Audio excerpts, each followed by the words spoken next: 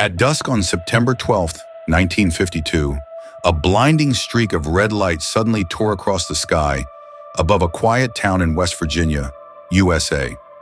A few children playing soccer on a grassy field ran in the direction where the fiery object seemed to fall, thinking they might find a rare meteorite.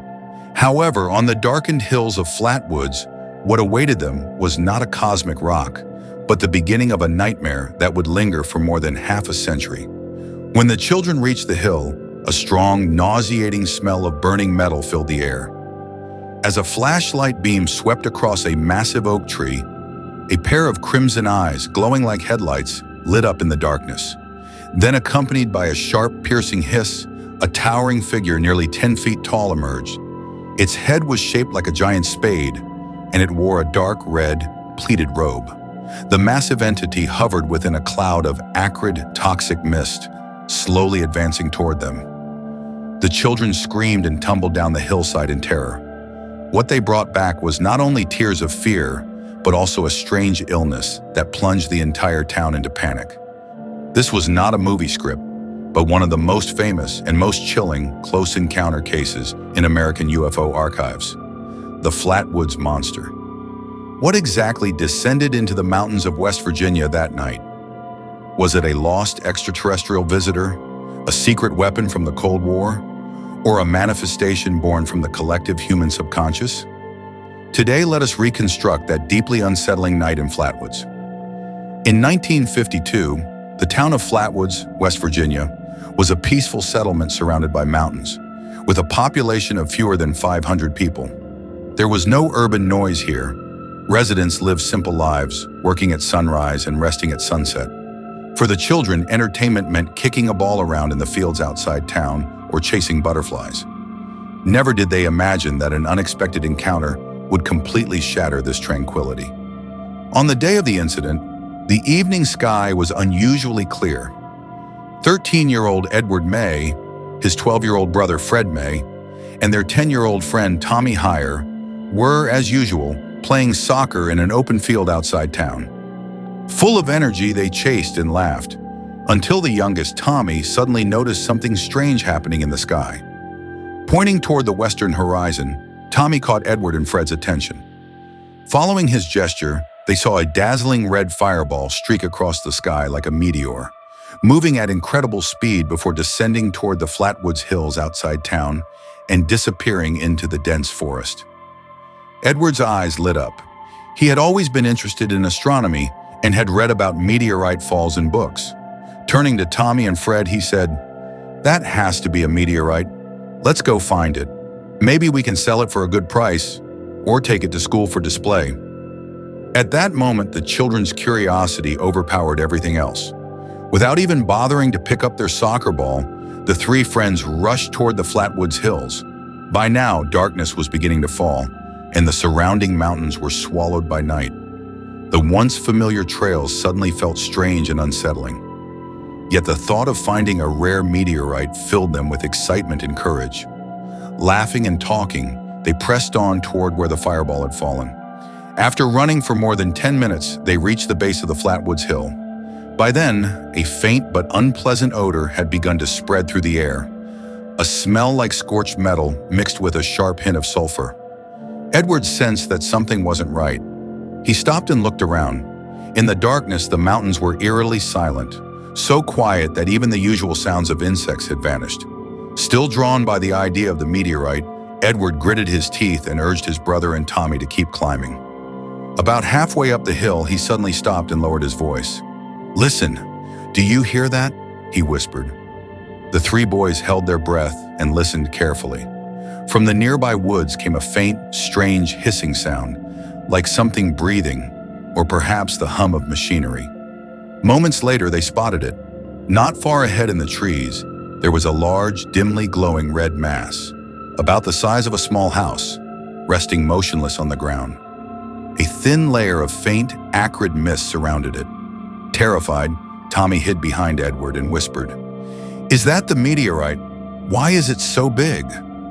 Edward felt a surge of fear as well, but his curiosity pushed him forward. He pulled out the flashlight he always carried in his pocket, switched it on, and aimed a weak beam of light toward the glowing object. The moment the beam hit it, all three boys froze in place, as if their blood had turned to ice. As the light swept across the red glow, the first thing they saw was a pair of enormous crimson eyes, shining like car headlights. They emitted an eerie glow and stared directly at them. Then, as the beam slowly moved upward, the full form of the creature came into view. It stood nearly 10 feet tall. Its head had a strange, shovel-like shape, resembling a giant spade, with a smooth surface that reflected a faint metallic sheen. Its body was dark red, like a pleated robe draped tightly around it, beneath which a tubular, metallic structure could be vaguely seen. There were no visible limbs. It appeared to hover above the ground, surrounded by a cloud of acrid, toxic mist. Each slight movement produced a hissing sound, accompanied by an even stronger odor of burning metal. "Monster!" Fred was the first to react. He let out a scream and turned to run down the hill. Edward and Tommy were equally terrified, their minds going blank, their breathing strained and shallow. They didn't stop to think. They simply followed Fred, stumbling and tumbling as they fled downhill. They fell several times along the way, scraping their knees and elbows raw, yet felt no pain at all. Only an overwhelming fear drove them to run for their lives. The three boys ran as fast as they could and finally made it back down the hill and into town. They burst into Edward's house, covered in scrapes and bruises, shouting "Monster" and "Red-eyed monster" over and over. Tears mixed with sweat and dirt streamed down their faces. Seeing them in such a state, Edward's mother, Kathleen, panicked. She rushed forward, pulled them into her arms, and asked what had happened. Still shaken, the boys haltingly described everything they had seen on the hill.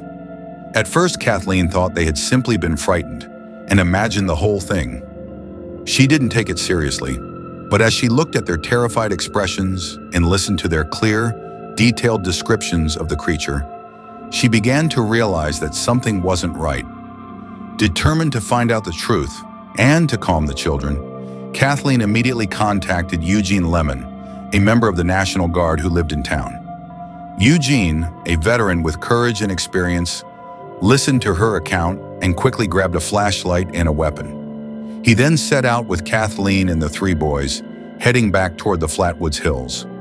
By the time they returned to the hill, night had fully settled over the mountains. The sharp odor in the air had grown even stronger. The smell of burned metal mixed with sulfur was so intense it made them dizzy and nauseous. Eugene switched on his flashlight, sweeping the beam cautiously through the trees as he led the group toward the spot where the boys said they had seen the creature. Along the way, they noticed many strange traces. In the grass, there was a clear drag mark, over 3 feet long and less than 1.5 feet wide. The vegetation around it had been flattened and withered, as if something large had slid across it. On the ground, there were also patches of a sticky, pale yellow substance of unknown origin. Kathleen crouched down and carefully leaned in to smell it. A powerful, acrid odor hit her immediately, forcing her to cover her nose and step back. "It's too strong," she said. "I've never smelled anything like it." They continued forward and soon reached the spot where the creature had appeared. But the towering 10-foot entity was gone. All that remained were flattened weeds, the lingering, acrid smell in the air, the drag marks on the ground, and the strange, sticky residue. Eugene carefully examined the area but found no footprints, no signs of animal activity, nothing that could explain what had been there. It was as if the creature had never existed at all. Only the traces left behind suggested that the boys' encounter had not been a hallucination. Just as they were about to leave, Kathleen suddenly felt a sharp pain in her throat. Moments later, she became dizzy and nauseated, her body weakening as she nearly collapsed. Eugene quickly caught her, only to realize that he was experiencing the same symptoms. The three boys were in even worse condition. Already shaken from fear, they now turned pale, vomiting repeatedly. Fred even began to show mild convulsions, his eyes unfocused, his body weak. Eugene immediately realized they might have been poisoned. Supporting Kathleen and guiding the boys, he hurried them down the hill and rushed them to the town's clinic. However, the clinic was extremely basic, staffed by only one doctor. Faced with their symptoms, the doctor was at a loss. All he could do was administer some medication to ease their condition and send them home to rest and be observed. Over the next few days, even more disturbing events unfolded. Kathleen, Eugene, and the three boys all began to suffer from severe after effects. People came to call this strange illness Flatwoods sickness. Their throats became increasingly swollen, to the point where they could barely speak or eat. They experienced constant vomiting, dizziness, and extreme weakness. Fred's convulsions grew more frequent, sometimes causing him to lose consciousness. Edward and Tommy became so weak they could barely get out of bed, lying there with blank stares, as if they had suffered a profound psychological shock. These symptoms lasted for an entire week before they gradually began to subside, though their bodies remained extremely weak. Even more strangely, several curious townspeople, after hearing about the incident, went up to the Flatwoods Hill to investigate for themselves. When they returned, they also developed mild symptoms: itchy throats, dizziness, and nausea. While not as severe as Kathleen and the others, it was enough to leave them deeply unsettled. The incident quickly drew the attention of local medical experts.